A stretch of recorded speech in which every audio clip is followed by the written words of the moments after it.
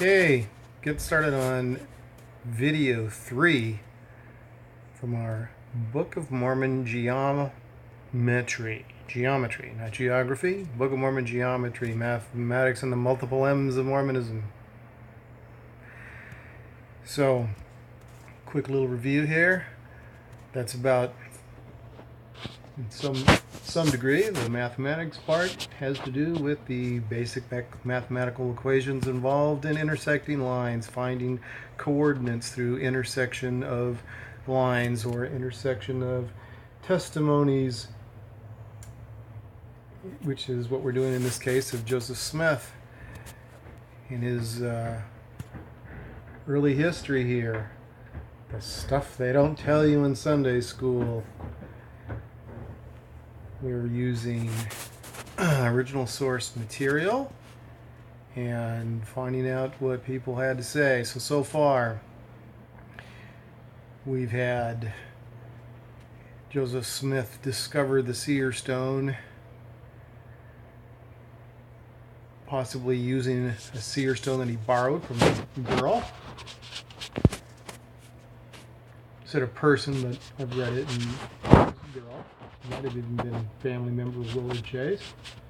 And so they found that Willard Chase says, yeah, he found the Seer stone with him in his well. And then Willard Chase got angry because he wanted it back, and Joseph wouldn't give it back. Willard was involved in some Seer stone usage, some scrying himself. Very credible witness in that case. He's not trying to defame Joseph for being a scryer.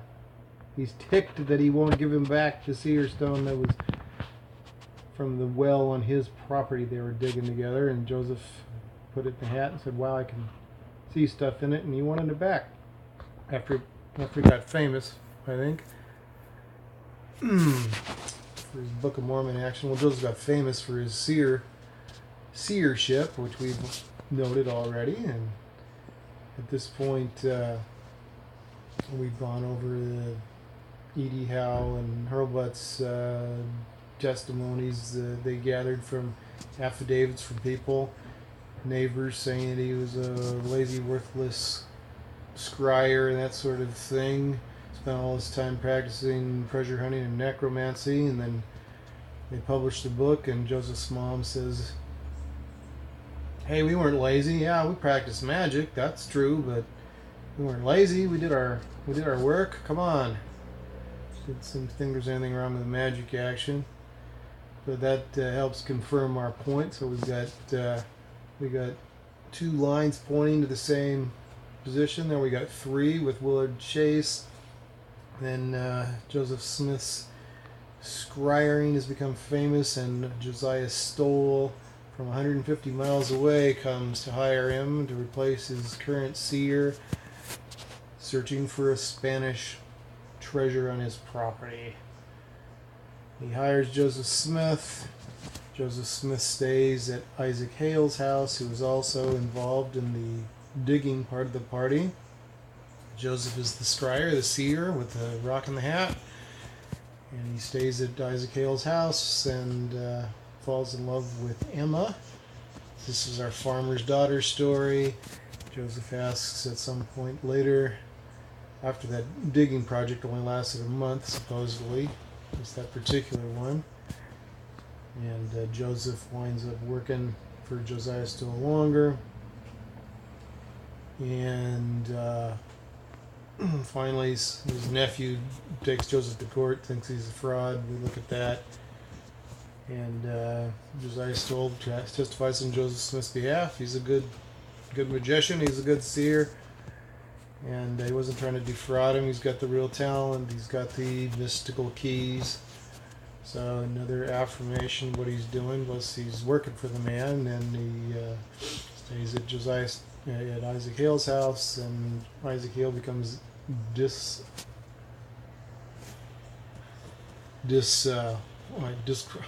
he's not impressed with Joseph Smith anymore. And Joseph Smith asks for his daughter's hand in marriage, and he says, not gonna happen, and Joseph and Emma take off and elope, and there you go. Later he's at back at their home, apparently, and Isaac Hale testifies, yeah, he used the same darn rock and a hat to translate the Book of Mormon. I told him to quit it and do something worthwhile, but that boy just does what he pleases. So, same rock, same hat as he was using to look for treasure. So we saw some of those things. We got into the details, looked at the references and so forth. All these different things indicating, yes, Joseph Smith was a magic man. So, when we get into, we're going to get into further action with the guardian spirits, the treasures, the sacrificing animals in the dark, were black animals being sacrificed, and more magic being practiced to satisfy the guardian spirit, the shape-shifting toad who becomes Moroni. Yeah, it's pretty wild. We'll get into the details right away. Hey, before we do that, has anybody ever told you they thought one of the temples looked like some kind of Disney magical kingdom, castle with a magical kingdom? Like this one, for instance? Yeah, we'll get into the sacred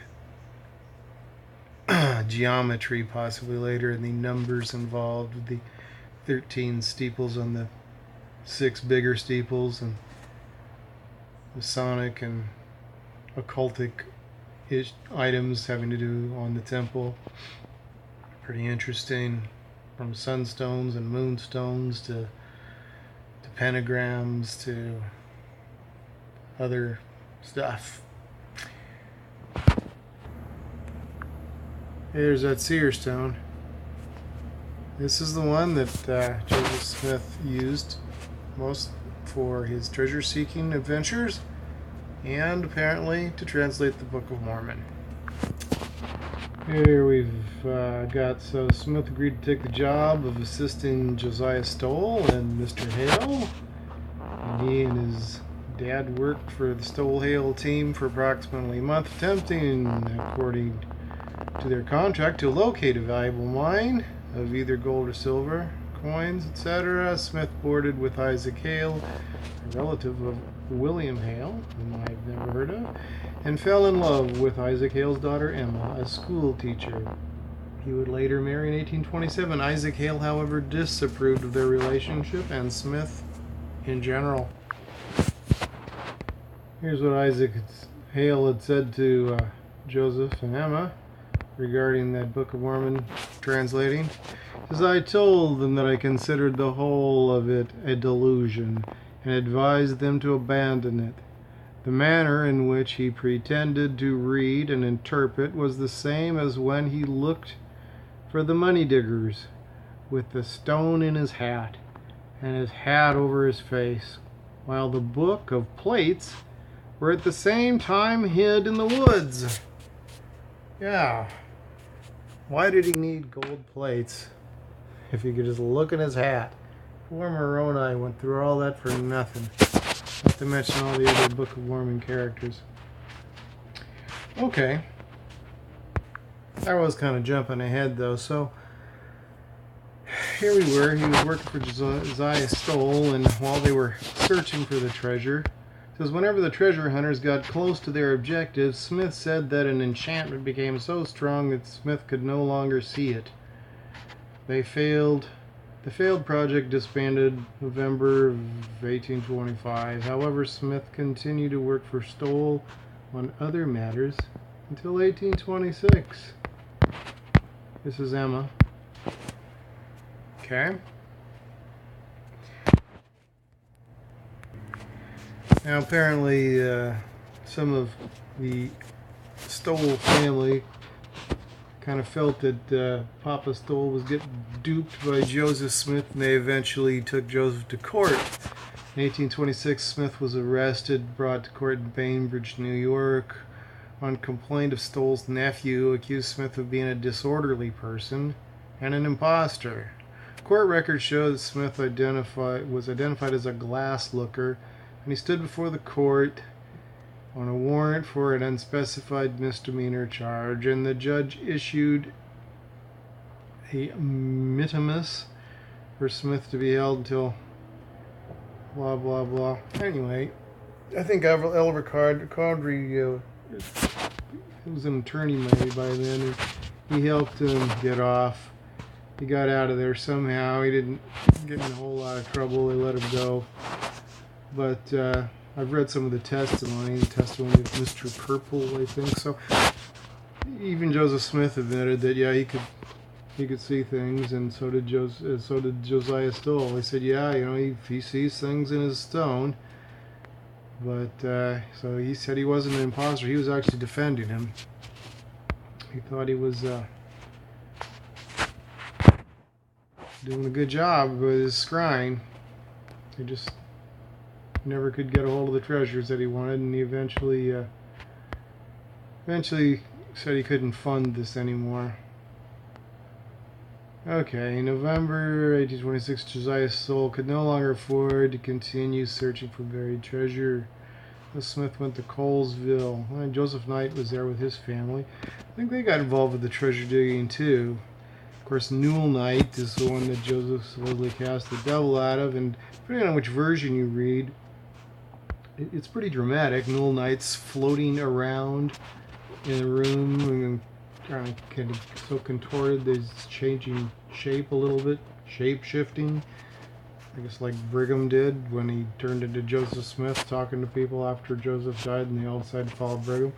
Anyway, Joseph Smith cast the devil out of him, and I've read a version of that where said he saw the devil run away, and he looked like some kind of a rodent or something, a large rodent, if I recall correct.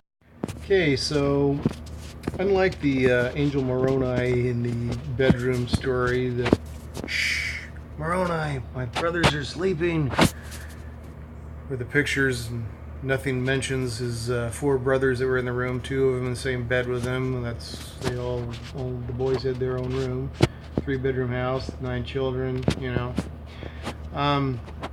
It wasn't like that. Actually, kept getting jacked around by Moroni or whoever the guardian spirit was every year. He came up there, and then he said, you got to bring Alvin.